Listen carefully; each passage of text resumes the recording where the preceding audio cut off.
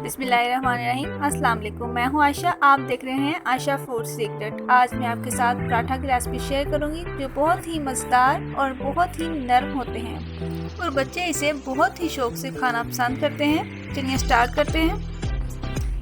1½ cup मैदा, 2 tablespoon दही, 1 अंडा, 2 tablespoon oil, 1 glass नीम गर्म पानी। दही में अंडे को अच्छे से मिक्स करेंगे।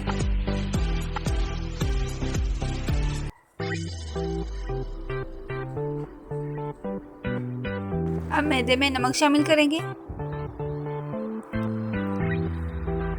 और साथ ही ऑयल डाल देंगे और अच्छे से इसको मिक्स कर लेंगे और जो दही और अंडे का पेस्ट है वो इसमें शामिल करके अच्छे से गूंद देंगे।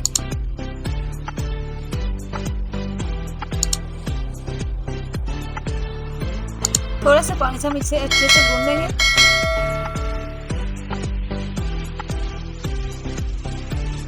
पंद्रह मिनट तक हम इसे कवर करके अच्छे से रखेंगे। माशाल्लाह आप देख सकते हैं 15 मिनट बाद परांठे की डो बनके तैयार है। अब हम इसके पेड़े बनाएंगे।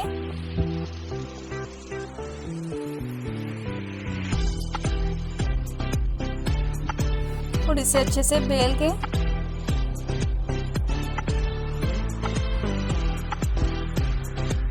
ऊपर थोड़ा सा घी लगाएंगे।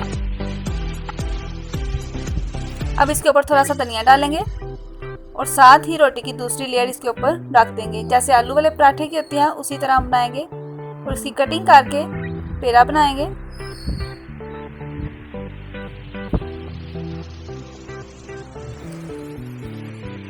इसी तरह हम बाकी सब पेड़े भी तैयार करेंगे।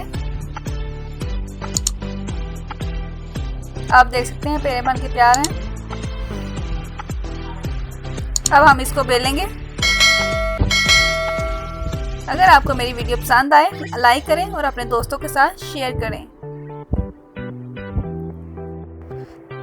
तवे में हम घी डालेंगे और साथ ही ऊपर पराठा डाल देंगे।